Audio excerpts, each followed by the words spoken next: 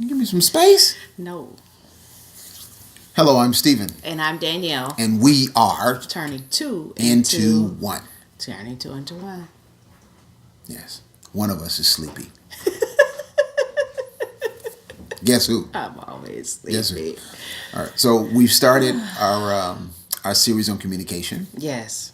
And so this is part two. Part two. And so we're going to talk about the how you communicate with your husband. Right. Right. Communication skills with your husband. With your husband. Yeah. All right. So I have a short story for you. Oh boy. Yes. Of course you So we were married. This is our first year of marriage, and we were just living with each other. And for the first time. yeah, for the first time. We did and not so we did not live no, we didn't live together together prior to before. it. Yeah, and so I would get home from work. Oh And, boy, here's the story. You know, I get home from work, and she would be firing stuff at me. Now I just worked a 12-hour shift. I get home, and she's on her way to work. I'm just getting home Because we from work work. separate shifts, different shifts. I guess they figured that out. Yeah. Okay, so I get home and she's like, "Hey, don't forget to do this, and don't forget to do that, and don't forget to do this, and don't forget to do that, and don't forget to do this." And I'm like, so it would instantly put me in a bad mood. I was happy she left the house. Go with yourself. You're talking too much. And so I eventually came to her and I told her, I said, "You know what? I don't like that. I don't like that." That's one of my. That used to be one of my favorite sayings. Hey, you know what? I don't like that. And so I told her why.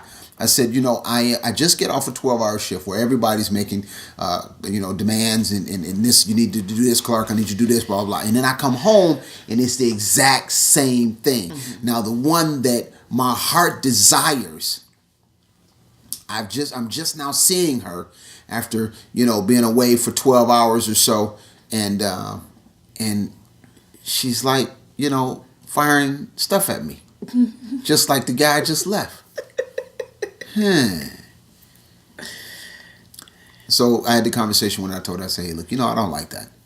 And I said, can you give me some time when I get home to just, decompress and calm down and relax and this and that.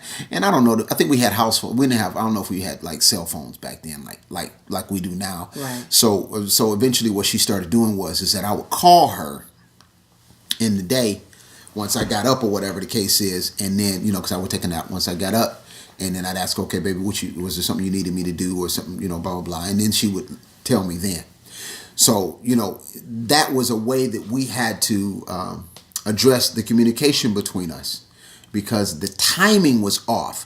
It wasn't that what she was saying was off. It was her approach and her timing. And let me tell you something. Excuse me.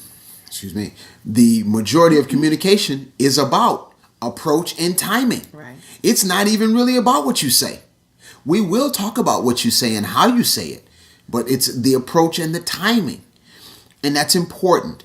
If you guys are having a spat, you're having a difficult communication and you're having a difficult conversation, let me say it that way, timing is important. Mm-hmm. You don't want to do it right after somebody's had hurt feelings or something has been said and this and that. It might be best for us to talk about this once our emotions have calmed down. Once we've had a chance to step away from it and just relax. Okay? And that's that timing piece. Usually what you'll find is that everything is not urgent. Because if everything was urgent, then nothing is urgent. So there has to be some time where, we can say, this can wait. Yeah. We don't have to discuss this now, right? Mm-hmm. And so she's going to go over a scripture right now with you. And what scripture are we using? Because I wanted to jump in and go ahead. Go, girl. No, I just wanted to just add that a lot of times when we get married, this was our first time being married. Yeah. And so we had learned communication probably from our parents. Yeah. Probably from past relationships that didn't work. So we were learning each other. So a lot of times when we have communication challenges, it's because we don't know how to communicate specifically with our own spouse. Yes. Yes. And so there was that time. There are those times where we have to learn. And so of course I didn't get offended by it, because the way he came to me was exactly the way he said it, when he just talked about it. And so I didn't know. So of course, because this is the man that I chose to marry, I wanted to please him. And so it became a thing where, I didn't realize that it was that way, because really I'm regimented. And so I like to do a task list. And I was the task list. Well, I was on the list. There were things that, because we actually worked opposite shifts, there were things that needed to be done. And we needed to communicate. Right. And so I understood that she needed to tell me what she needed to say to me. Right. I understood it was necessary. Right. I just had an issue with its delivery, its timing, and its delivery. Right. And so, of course, I didn't know that, because, like I said, this was our first year of marriage. So we have to really, realize that, because marriage is for better or for worse, until death do us part, then we have those years where we still are figuring those things out. So it's not one of those things where it instantly going in. No. So communication is something that's ongoing. So something that you may bother you today may not bother you tomorrow. Something that you may say or do, may be okay today. It may not be okay tomorrow. So that's where that communication comes in, and we know each other's heart. So our scripture reference that we used the last time was Ephesians 4:29, and it says, "Let no corrupt communication proceed out of your mouth, but that which is good to the use of edifying, that it may minister grace unto the hearers." So I think we're going to focus mostly on the good to the use of edifying. Because you want to build up, you want to encourage. Right. And so here's let's get a little bit more specific as we talk to our wives. Right. And how you speak to your husband. Yeah. Okay. Now, understand. So now, I'll use myself as an example, right? I'm not going to use you. I can use myself. So I've always, maybe in the last 20 years, I've worked at a job where there were predominantly women, right? So in these particular jobs, it was, men working around women is different than men working around men. Right. Right. So at some point, women begin to think of you, hey, he's a nice guy. And they begin to speak to you with a level of respect, with a level of honor, because of how you hold yourself. Right. So then how is it that he would come home and at work, they treat him or speak to him as if he's a king. Right. And then he come home. And you treat him like he's a fool. Right. So you talk to him like he's a fool. Right. And so now, which one do you think he'll gravitate towards? You see, he'll spend more time at work than he will at home. Or what'll happen is that he'll shut down at home. And then he'll open up at work to people who are open to hear what he has to say. Right. And they have a level of respect and reverence for what he's saying. Right. And so here is my, ladies, if you're married to a black man that can put together 3 or 4 words at one time without stuttering, he might be seen as an anomaly, and women look at him like, dog, that's that guy. If he knows how to dress, he smell good, he look good, this and that. And so they looking at him like he like the second coming. I don't think that is necessarily a black man either. But here's the thing, because there are more single women than there are men. Yes. And so we have to realize that, men are a commodity nowadays. And so we have to, whether black, white, purple, green, it's one of those things where. Purple. You think they date a purple man? Would you date a purple man? I wouldn't date a purple woman. Okay. Well, that lady on the Star. Okay, anyway. That lady on Star Trek, she was green. Hey. Anyway. Okay. Right. So we have to, there should be a level of respect.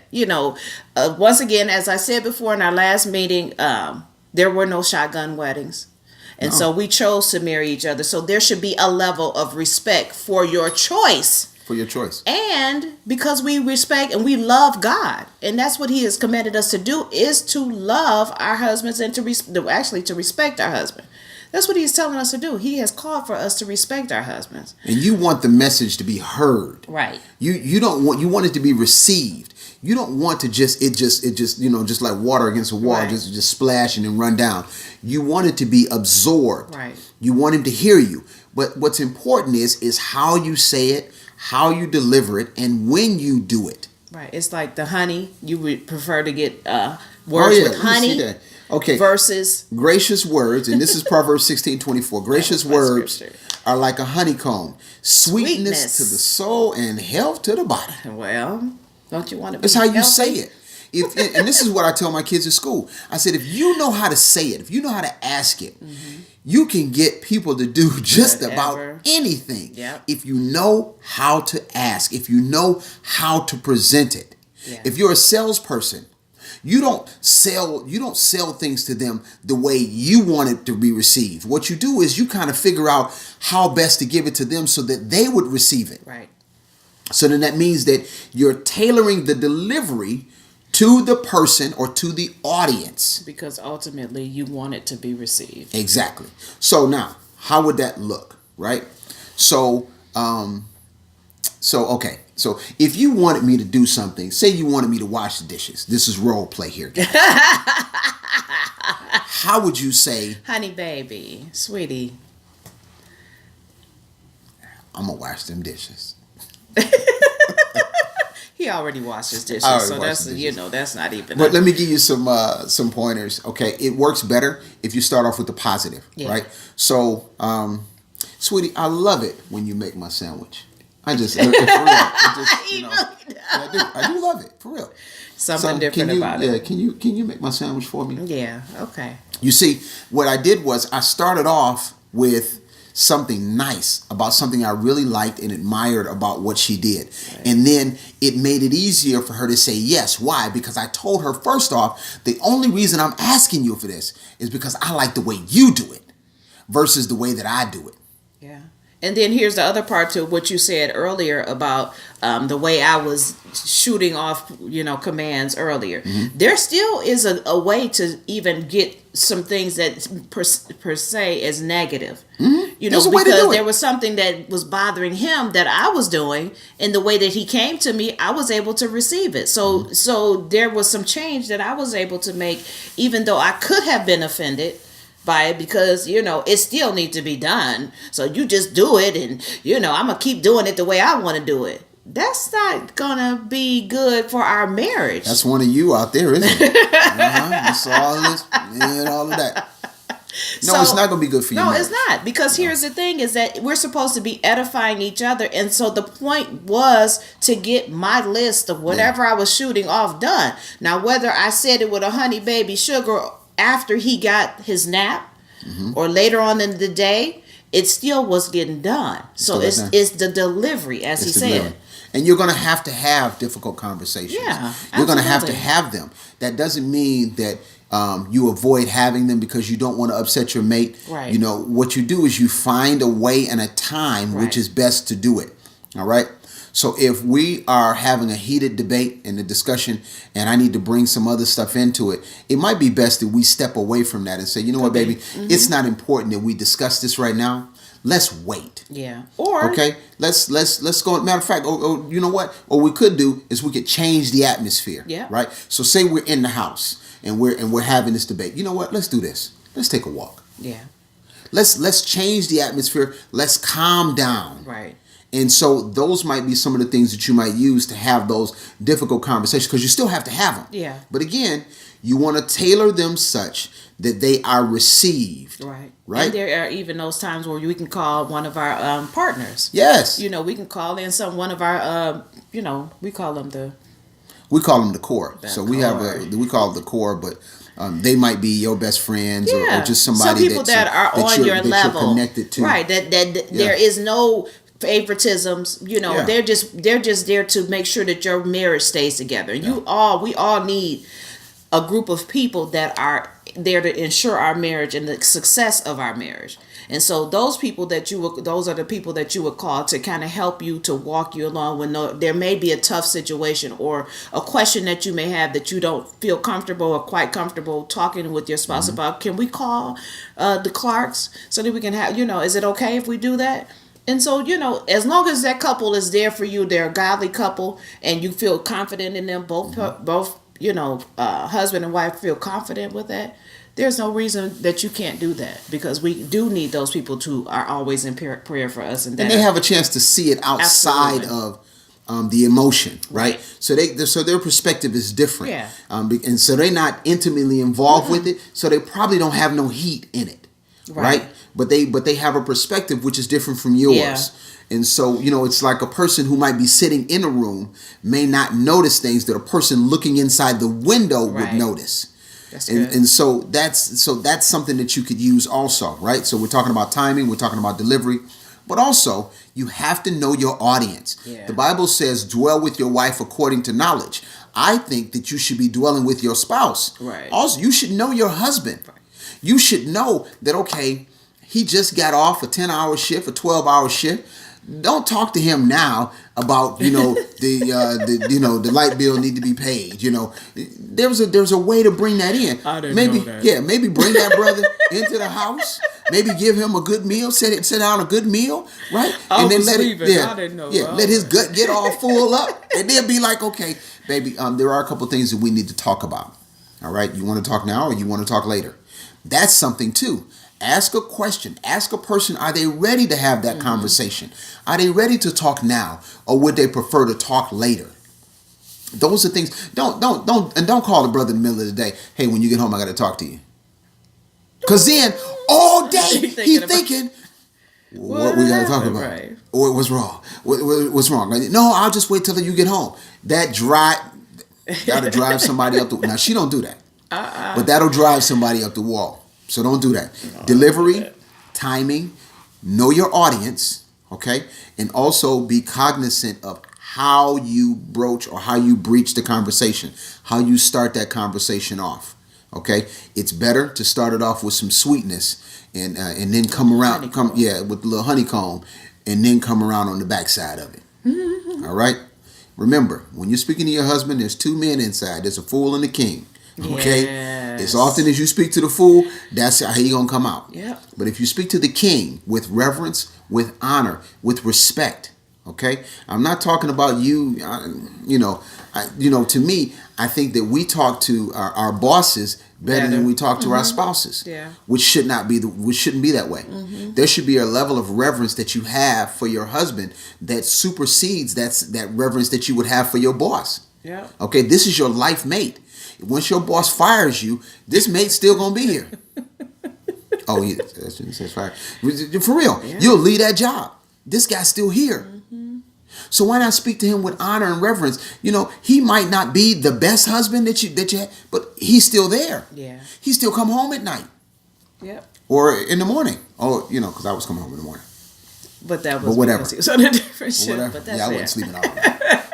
But let's have a level of reverence and respect. Yeah. Okay? Because your words can change your situation. They can change how you see each other. They can change how you see him just by what you say. All right? So, next week, we're going to be talking about husbands. How do you talk to your wife? Sweet lips. Girl, I need something to drink. You better swallow hard. Oh, no. Okay. She's had too much practice. I'm too sleepy. All right. So I know this was longer than normal. However, it was necessary, we think. So, never give up. Never give in. Never let go. Don't give up. Don't let go.